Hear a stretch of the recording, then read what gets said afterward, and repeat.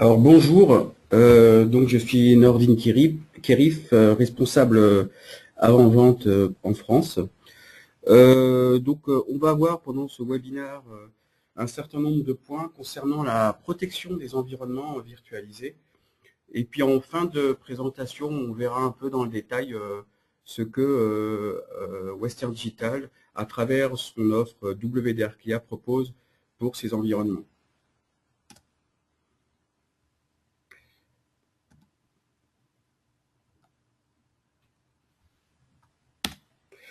Alors voilà, ça c'est l'agenda de la présentation. On va voir ensemble un bref historique de la virtualisation. On parlera après des différentes stratégies de sauvegarde pour les environnements virtualisés qu'on doit appliquer en fonction des outils dont on a à disposition. Des options pour la protection des principaux hyperviseurs du marché. On parlera après de cela de l'externalisation des sauvegardes, des différents moyens dont on a pour sécuriser les sauvegardes hors site. On parlera après aussi de la possibilité de sauvegarder à la fois des environnements virtualisés et des serveurs physiques. Et enfin, on terminera par, comme je vous l'ai dit, ce que WDRKIA propose comme solution et les différentes et sous différentes quelles formes on propose nos solutions de sauvegarde. Alors tout d'abord, un point sur la virtualisation très rapide. On peut parler de différents types de virtualisation, de la virtualisation matérielle, de la virtualisation de systèmes d'exploitation et de la virtualisation d'applications. Sachant que de nos jours, quand on parle de virtu, on parle du premier, c'est-à-dire de la virtualisation de matériel. Alors on utilise la virtualisation de matériel pour différentes raisons, mais les principales raisons, c'est qu'on le sait bien, les matériels sont coûteux et qu'avec les évolutions des applications du marché, on a besoin assez souvent de changer de plateforme. Et donc la virtualisation des matériels nous permet de nous affranchir de ces problématiques, comme on le verra par la suite. Alors concernant la sauvegarde, on a généralement deux moyens de procéder. Le premier moyen historique, et c'est la façon historique qu'on avait de sauvegarder les données, c'est de travailler au travers des systèmes de fichiers. Donc on va accéder les données à travers les systèmes de fichiers et on va venir comme ça collecter en naviguant à travers les systèmes de fichiers les données à sauvegarder. L'autre moyen de sauvegarder les données, c'est d'attaquer directement les données au niveau des volumes et de faire des sauvegardes en mode bloc. On va voir par la suite l'intérêt de travailler par l'une ou l'autre des méthodes, de ces méthodes.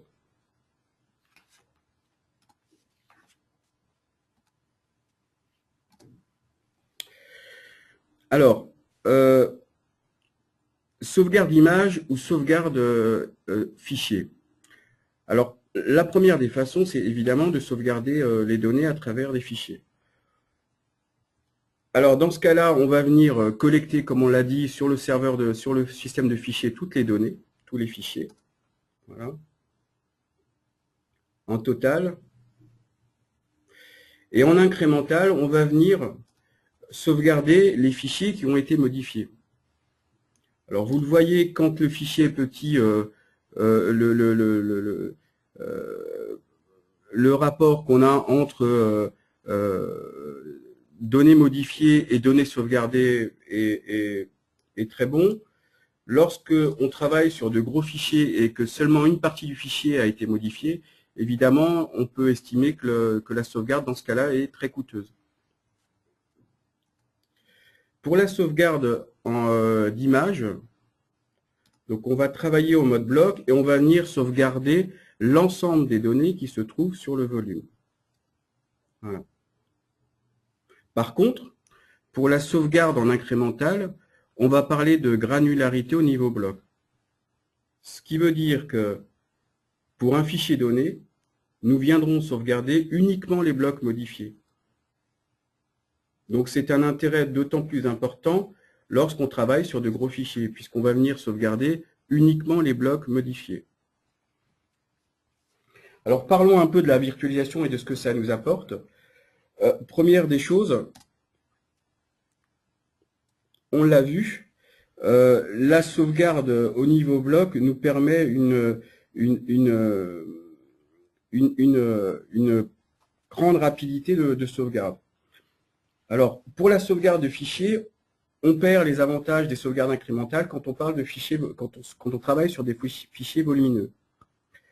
La granularité au niveau bloc permet d'être plus rapide que la granularité au niveau fichier, en particulier donc pour les gros fichiers. Et le problème est d'autant plus important qu'on retrouve de plus en plus d'applications qui génèrent des fichiers volumineux. On peut parler de PowerPoint, d'Outlook, d'Exchange ou plus généralement des bases de données. Le deuxième intérêt de la sauvegarde d'images dans les environnements virtualisés, évidemment, c'est la reprise après sinistre.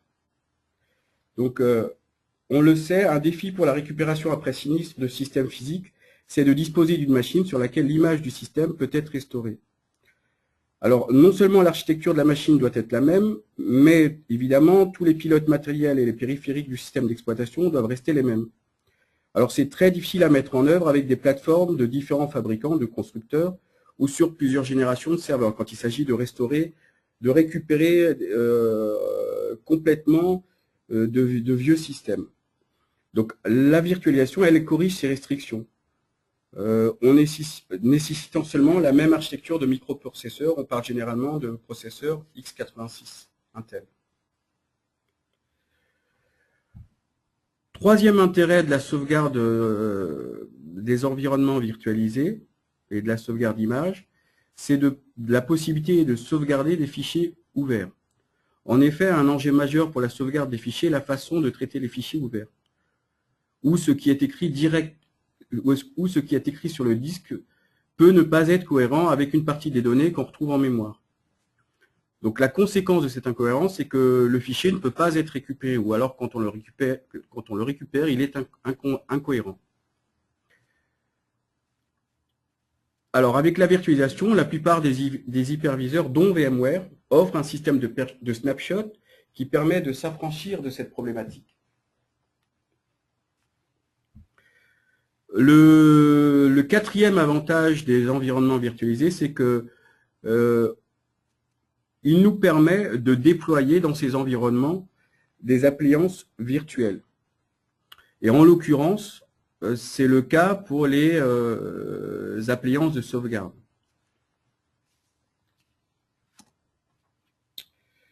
Voilà, concernant les stratégies de sauvegarde pour les environnements virtualisés, on a donc on retrouve trois options. La première option, c'est tout simplement d'installer un agent sur les systèmes d'exploitation invités, donc qui sont sur les hyperviseurs, pour de la sauvegarde orientée fichier.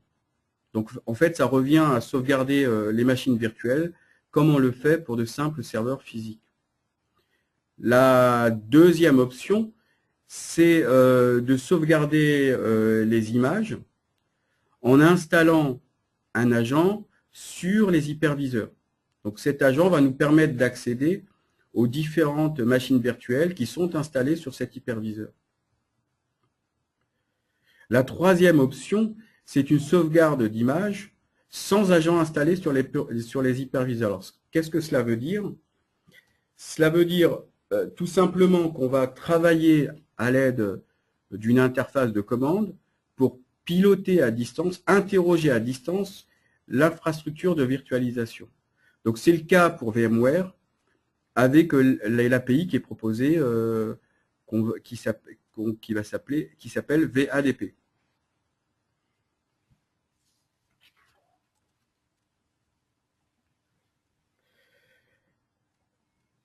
Alors les pour et les contre de la sauvegarde image.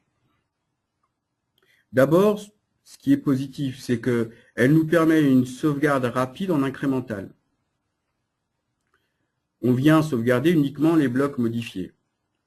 On le verra tout à l'heure, cette option n'est pas toujours disponible sur les hyperviseurs, ça dépend des éditeurs.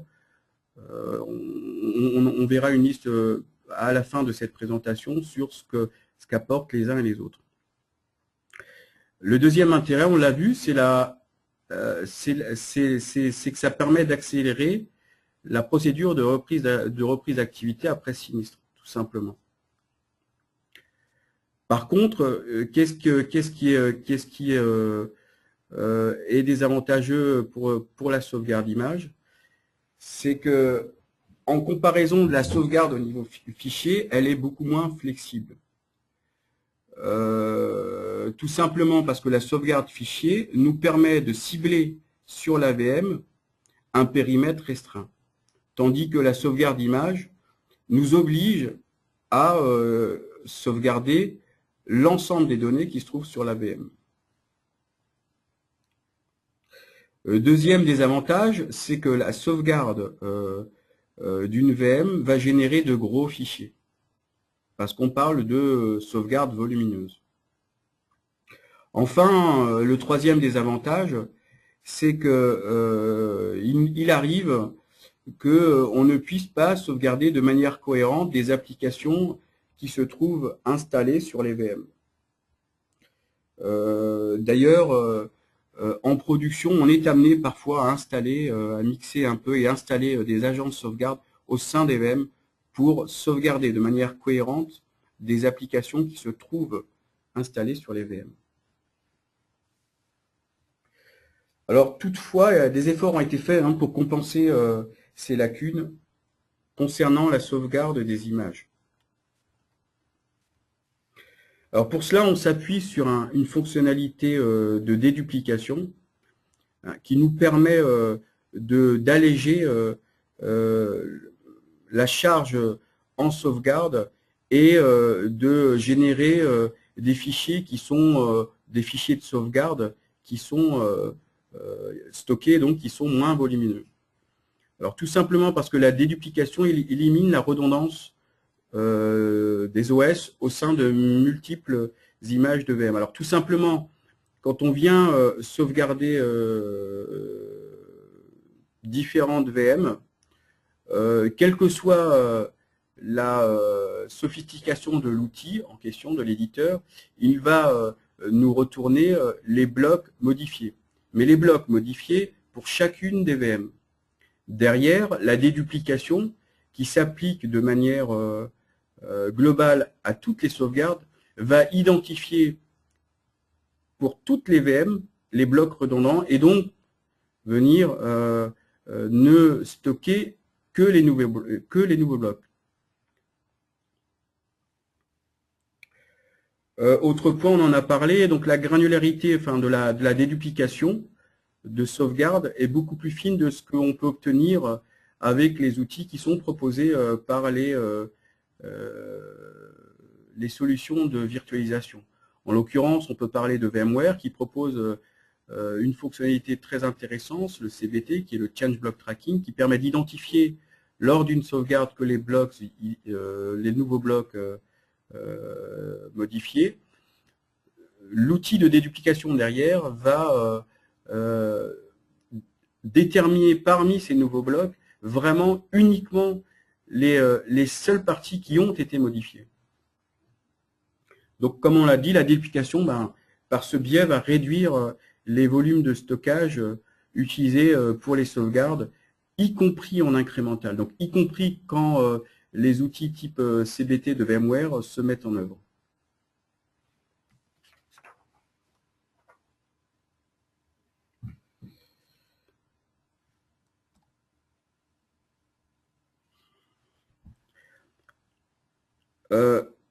On va parler un peu plus spécifiquement de VMware et on va découvrir ensemble comment VMware a fait évoluer son interface de sauvegarde pour permettre de s'intégrer aux produits de sauvegarde du marché. Alors d'abord, au tout début de VMware, la seule solution de sauvegarder les VM était d'installer sur chaque OS invité, donc sur chaque VM, un agent de sauvegarde.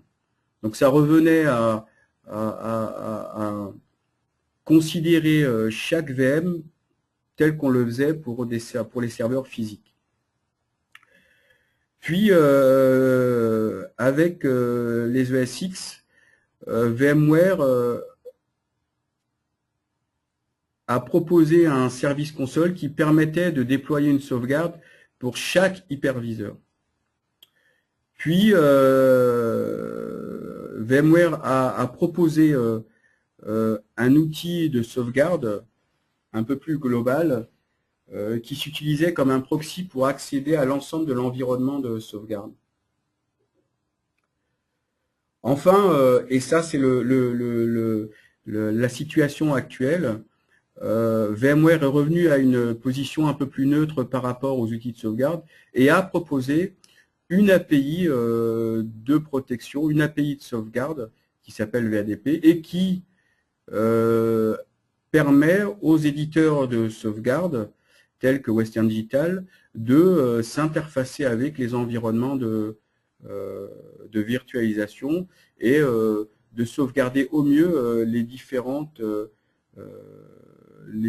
données qui se trouvent réparties sur les architectures de virtualisation.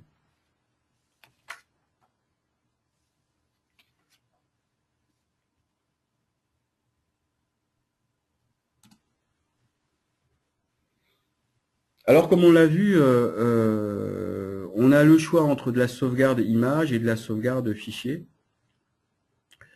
Et on a parlé de sauvegarde totale ou d'incrémentale. Et on ne dispose pas de toutes ces fonctionnalités sur l'ensemble des environnements de virtualisation du marché.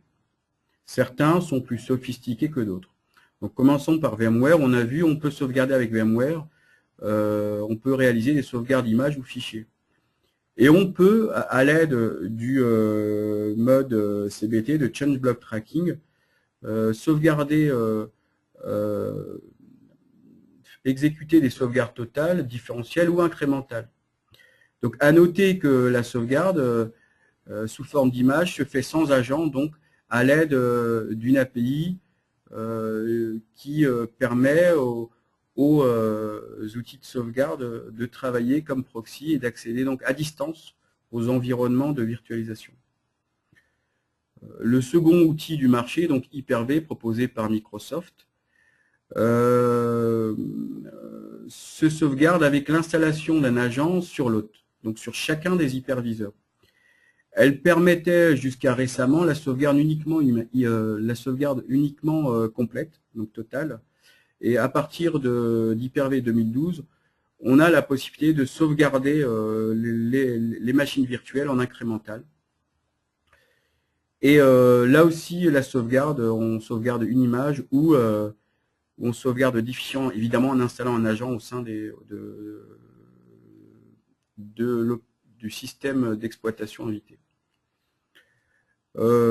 Pour les autres, je vais uniquement parler là de Red Hat, où là, on n'a pas la possibilité de sauvegarder chacune des VM en mode image. On doit installer sur chaque OS invité donc un agent de sauvegarde. Donc j'en parlerai plus tard. Il est prévu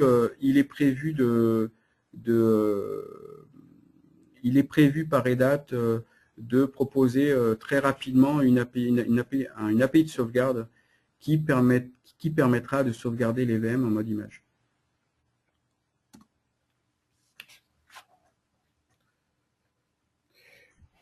Donc la vraie sauvegarde, évidemment, consiste à mettre à l'abri les jeux de sauvegarde.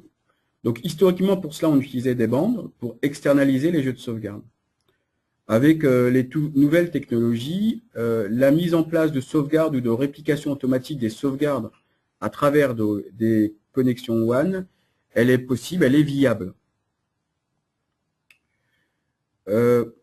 Donc, les solutions pour sauvegarder ou pour externaliser les sauvegardes. Alors, 3 moyens. Le premier moyen, évidemment, c'est de exécuter des sauvegardes locales.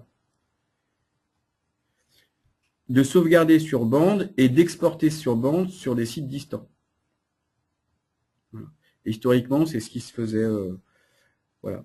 La deuxième méthode, c'est de la sauvegarde cloud. Donc là, il s'agit d'installer sur les serveurs des agents de sauvegarde et de sauvegarder à distance sur des serveurs de sauvegarde qui se trouvent dans le cloud. Alors évidemment, cette solution n'est pas toujours viable. Elle doit être étudiée en fonction du volume de données à sauvegarder sur chacun des agents et évidemment de la qualité du lien WAN dont on dispose. La troisième méthode, on verra ça plus en détail, c'est la sauvegarde cloud hybride.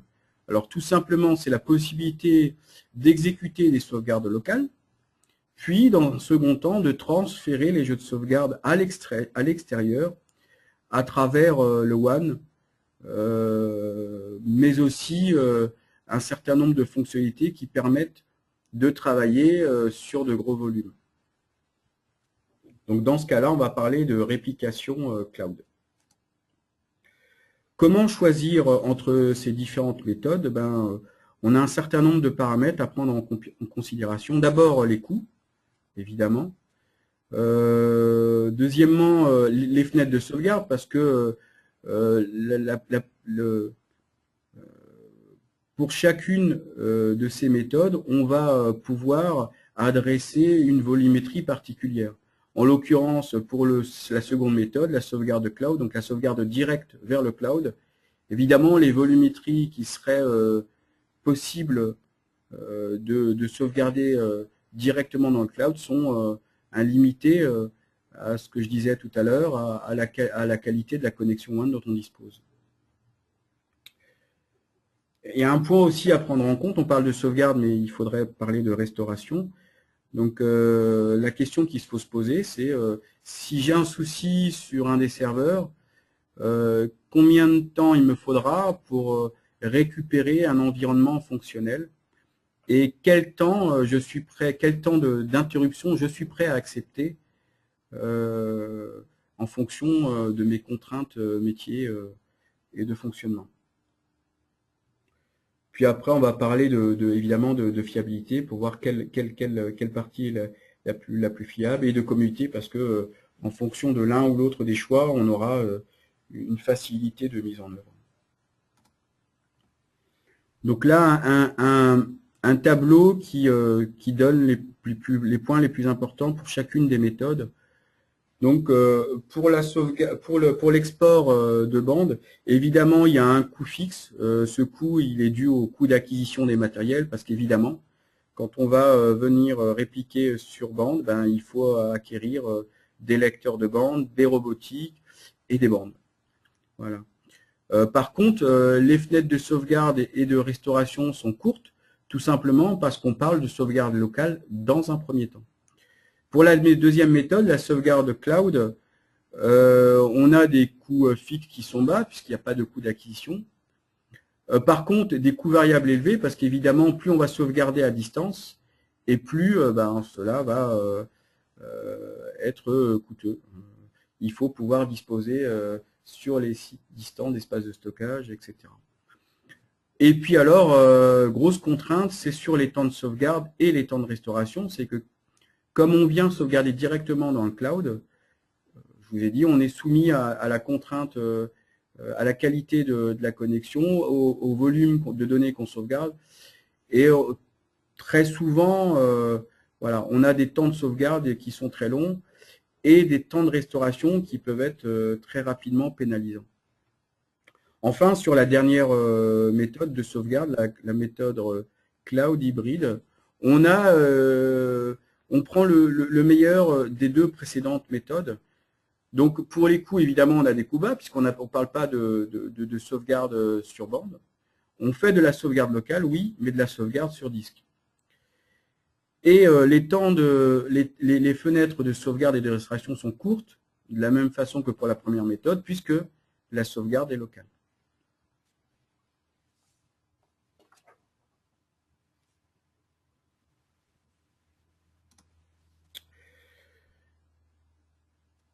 Alors, on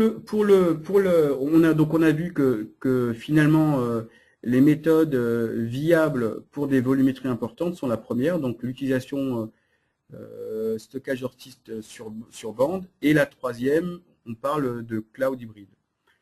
Alors, quelles sont les contraintes qui s'appliquent sur l'une et l'autre des méthodes? Alors, pour la première, pour la sauvegarde sur bande, évidemment, on va parler de coûts d'acquisition, hein, qui sont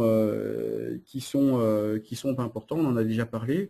Mais il y a un deuxième point qu'il faut prendre en compte, et ce point-là, cette contrainte est durable, c'est que la mise en place d'une logistique avec export de bande, elle doit être rigoureuse et qu'elle demande un investissement humain important. Et donc, par là, elle induit un risque indéniable, c'est qu'à un moment ou à un autre, on va oublier ou d'exporter les bandes ou de les déplacer à l'extérieur pour une raison ou une autre. Pour ce qui concerne les contraintes qui s'appliquent sur le cloud hybride, donc je le répète, une sauvegarde locale sur disque, puis une réplication sur un serveur distant, évidemment, c'est le transport de la première sauvegarde, puisque l'idée est de sauvegarder localement sur disque, puis de transférer que les nouveaux blocs sur le serveur distant. Évidemment, pour le premier jeu de sauvegarde, tous les blocs sont nouveaux, donc on est amené voilà, à transférer l'ensemble des données. Alors, pour ce qui concerne Western Digital et WD Arkeia, on propose une solution, donc une parade à ça, qui est d'utiliser un disque externe, donc dans un premier temps, pour exporter sur le jeu de sauvegarde sur le disque externe et venir l'importer sur le serveur distant. Une fois cela étant fait, on vient transférer uniquement les nouveaux blocs à travers le WAN. En cas de perte de données, donc évidemment, on va utiliser le serveur local pour exécuter les restaurations. Et si on ne dispose pas, des données localement, on va restaurer les jeux de sauvegarde à travers le WAN. Évidemment, si les jeux de sauvegarde à récupérer à partir du site distant sont trop importants, on va de nouveau utiliser l'import-export, mais dans l'autre sens.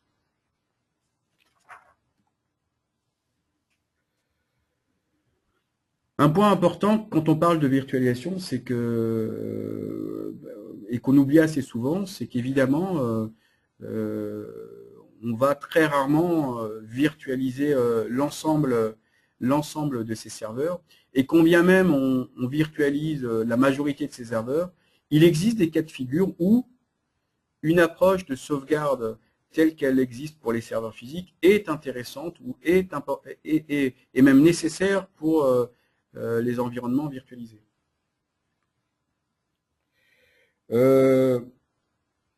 Et je parlerai dans ce cas de figure d'une problématique toute bête qui est la possibilité de sauvegarder certaines bases de données à chaud. Alors évidemment, dans ce cas de figure, on est amené à installer au sein de l'AVM un agent de sauvegarde, et cet agent de sauvegarde va utiliser un certain nombre de fonctionnalités pour réaliser une sauvegarde cohérente de l'application. Alors cette approche n'est pas possible à travers la sauvegarde image, quand bien même on réalise un snapshot de l'AVM pour la sauvegarde. Donc très important, les solutions de sauvegarde historique qui à l'origine proposaient évidemment de la sauvegarde de serveurs physiques, disposent là d'un atout important, y compris quand on souhaite sauvegarder uniquement des environnements virtualisés. Aussi, on en a déjà parlé, pour ce qui concerne l'avantage des environnements virtualisés, c'est bien de déployer au sein de ces environnements, de ces infrastructures, des appliances virtuelles. Alors tout simplement, les appliances virtuelles Donc, elles sont rapides et faciles à déployer. Et dans le cas de la sauvegarde, c'est une approche qui est pertinente parce que généralement, les serveurs de sauvegarde ont une utilisation qui est ponctuelle la nuit. Voilà. Donc, il est pertinent certaines fois de déployer son serveur de sauvegarde sous forme d'appliance virtuelle pour une utilisation qui est ponctuelle, donc la nuit.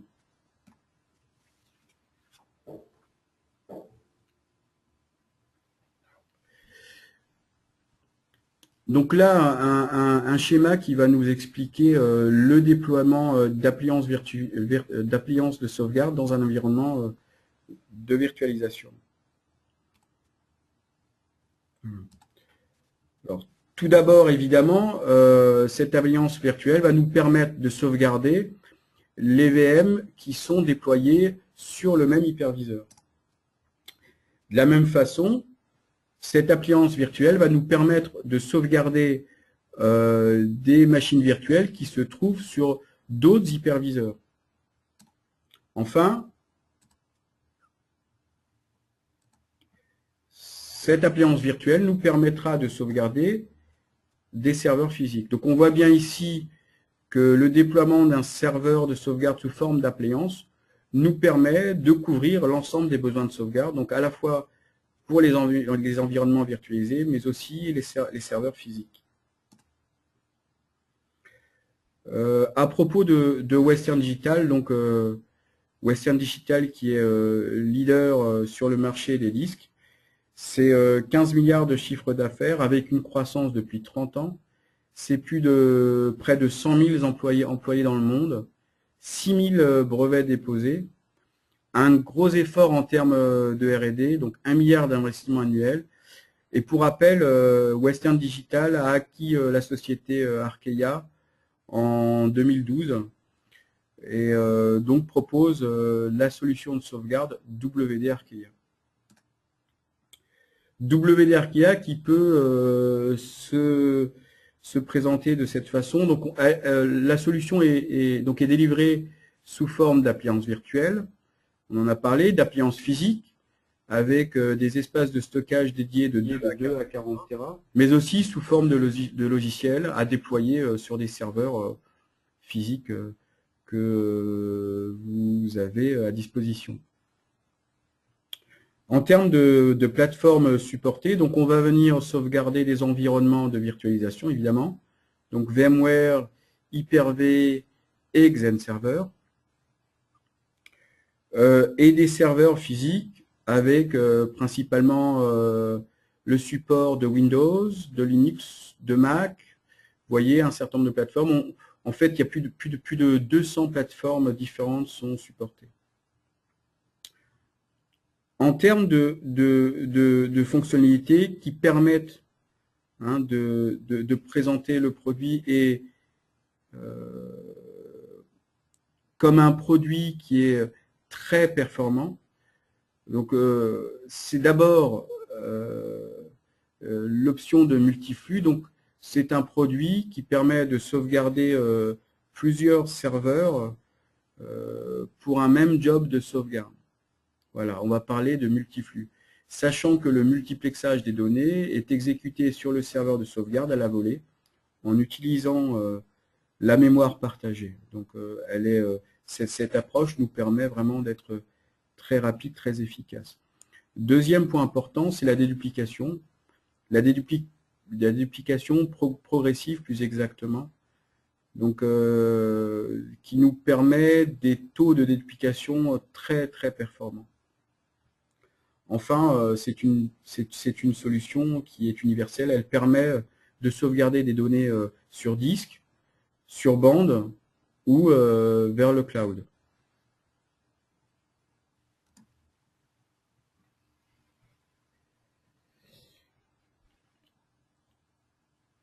Pour le serveur pour l'architecture de sauvegarde, on peut présenter le produit de la façon suivante. Donc, il est il s'appuie sur une architecture distribuée, avec le cœur de l'architecture de sauvegarde qui est le serveur de sauvegarde au centre là, de l'image. Ce serveur de sauvegarde permet de protéger des serveurs sur lesquels on installe des agents de sauvegarde. On pilote notre environnement de sauvegarde avec des interfaces de commande. Elles se présentent sous deux formes différentes. La première, c'est une interface graphique d'administration web. La deuxième, c'est un mode ligne de commande très performant qui est lui-même réseau, c'est-à-dire qu'on peut exécuter ces commandes à distance. Et on va venir sauvegarder, donc stocker les sauvegardes, les jeux de sauvegarde donc sur disque et sur bande. Voilà. Évidemment, la faculté qu'on a de piloter à distance les serveurs de sauvegarde à travers le mode ligne de commande ou l'interface graphique nous permet de piloter différents serveurs de sauvegarde, comme on le voit sur le dessin. Enfin, chaque serveur de sauvegarde peut venir répliquer ces données sur un serveur distant.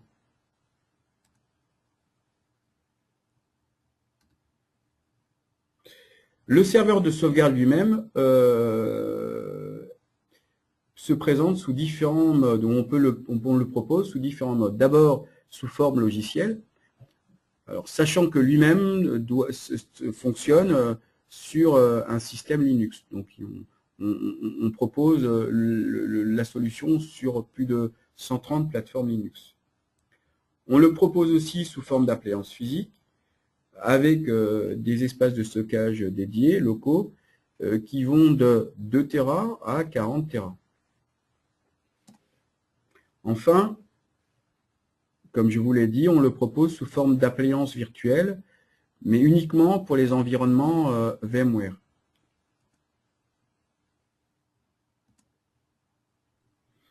Pour la sauvegarde des serveurs, donc, on propose un agent de sauvegarde qui permet la sauvegarde de fichiers.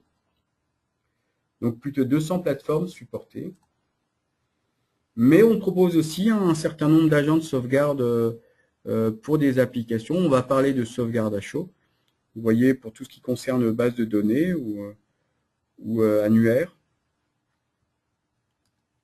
Évidemment, pour les environnements virtuels, donc VMware et Hyper-V. Donc, dans chacun des deux cas, on va s'interfacer avec l'API de sauvegarde proposée par l'éditeur. Pour VMware, on l'a vu. Pour Hyper-V, on s'appuie sur le framework VSS, puisque Microsoft propose pour Hyper-V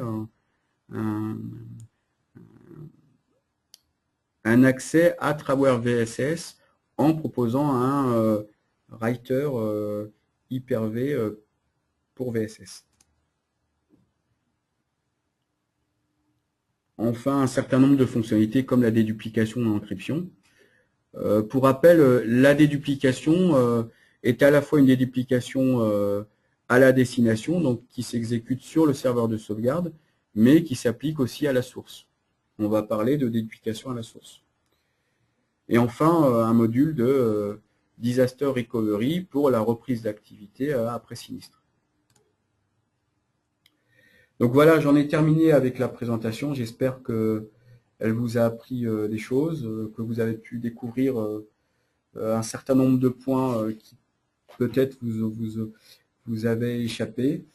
Je vous propose de poser des questions si vous en avez.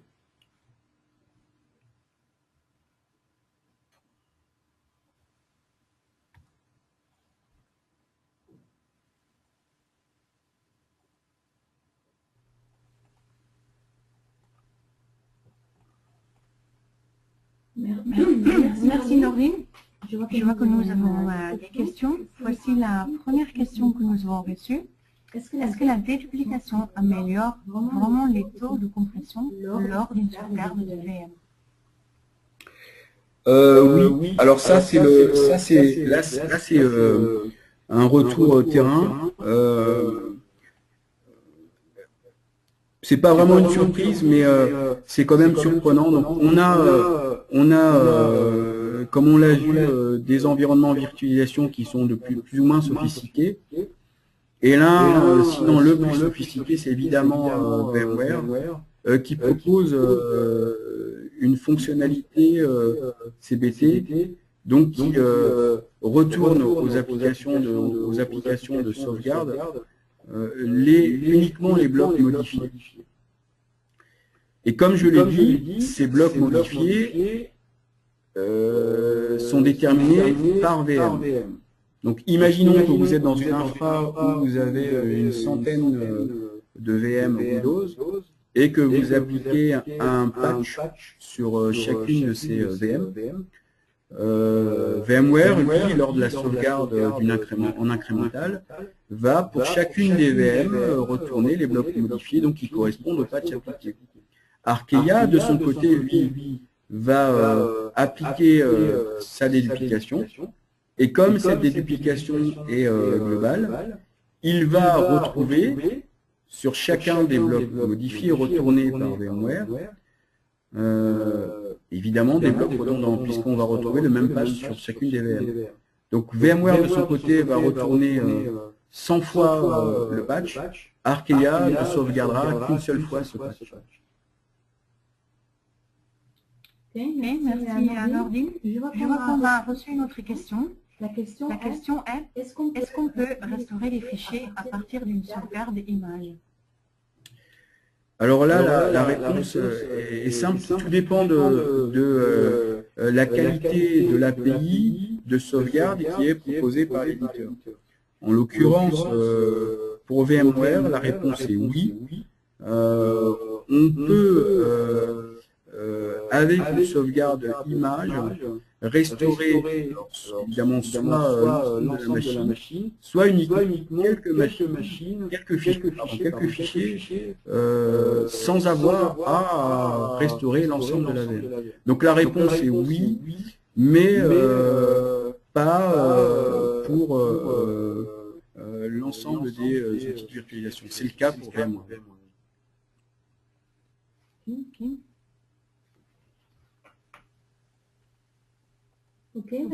Merci beaucoup Nordine. Merci beaucoup à tous les participants d'avoir participé à ce webinaire. Demain, vous allez recevoir une email avec un lien vers la prestation à laquelle vous venez d'assister. Vous pourrez ainsi la revoir et revenir sur le point que vous auriez pu manquer. Ou simplement prendre le temps de revoir les points que Nordine a présentés. Merci Nordine. Merci à vous. Votre prestation et votre temps. Merci. Au revoir.